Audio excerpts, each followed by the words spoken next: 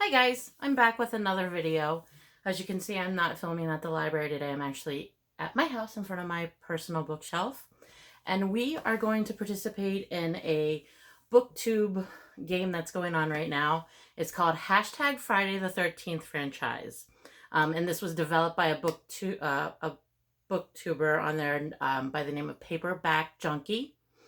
And so it's a countdown, 13 uh, numbers, duh. And number one is books with the mom as a villain. And so I chose Sharp Objects by Gillian Flynn.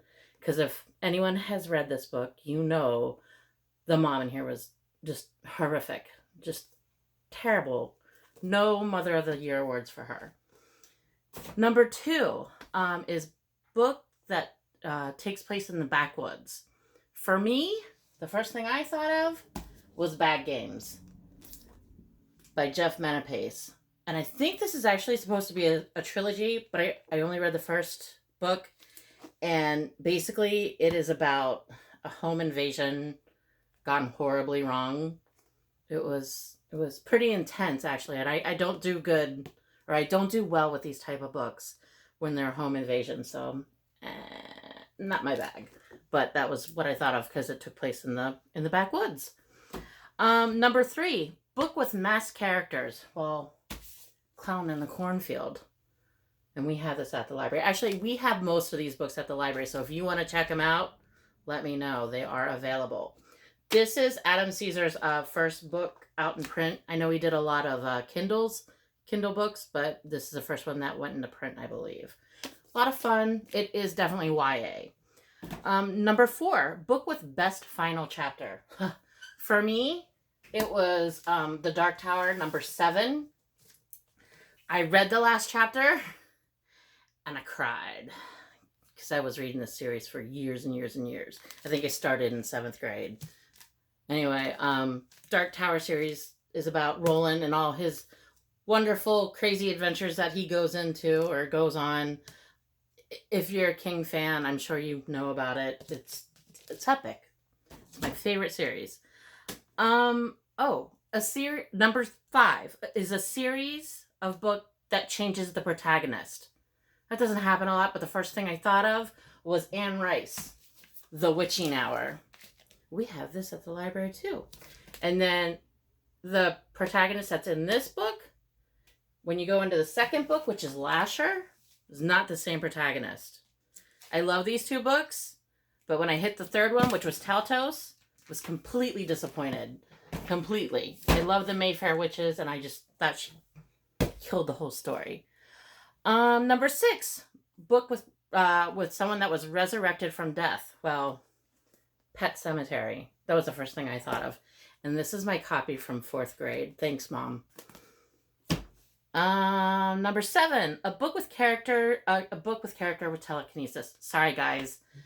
First thing I thought of was Carrie. I know this is like so full of Stephen King, but he's the best.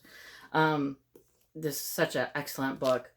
This was his first one, and I just love how it's done. I love the cover of this too. This is also available at the library if you want to check it out. Where are we? Number 8, book that takes place in New York. Secret Santa. This is a new title. We actually just received this last year around Christmas time. And this one was a lot of fun. It's about this girl that gets a job at a really prestigious New York publishing company. And she gets this box, and it has this really strange, I don't want to say, in it. And all kinds of craziness ensues. It was a lot of fun, and there was a lot of humor in it too, which I did enjoy that. And like I said, this is at the library. Number 9, book that takes place or has something to do with the occult. I don't have the copy with me, but that is Whisper Down the Lane by McLeod, and we do have that at the library. However, at this point, we're having a lot of trouble keeping it on the shelf because as soon as it comes in, it goes right out. Number 10, books that take place in space. Guys, I don't like space books. I don't have one for that, and I don't plan on having one for that. Number 11, book that has characters from different books. Again, Stephen King. We have The Dark Tower that has Randall Flagg in there fleetingly, and The Stand, which Randall Flagg is there a lot. I was going to say Charlene Harris, but it was a series, so it didn't jive because of the Sookie Stackhouse books. They're all in there. Number 12. Book that is a retelling. I got this through a book swap, and this is called Through the Woods. And I know other libraries around us have it, so if you want to borrow it, you can. It's basically the retelling of Little Red Riding Hood with some really good art. It's a lot of fun, and it's a little creepy, but I enjoyed it. And last but not least, book that you found in a thrift store or antique shop. For me, it's Ghost Story by Peter Straub. I love this book. It takes place in the 70s. It even smells good. I like it when older books like this, you don't have to deal with the technology, the cell phones, all that jazz. This is just a fun read. And Peter Straub is just an excellent author. I love his writing style. And we do have this one at the library as well, but obviously it's in a better condition and a different format, hardback and all that good stuff. So that is it. My 13 books for the hashtag Friday the 13th franchise. I can't talk. Friday the 13th franchise.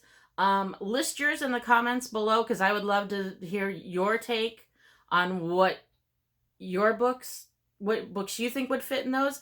I will list in the comments below what the list is, and then you can go from there. So I hope to hear from a lot of people and what books that fit their 13. So, and if you want any of these books, check them out or whatever, let us know. We'll hook you up. Have a great weekend.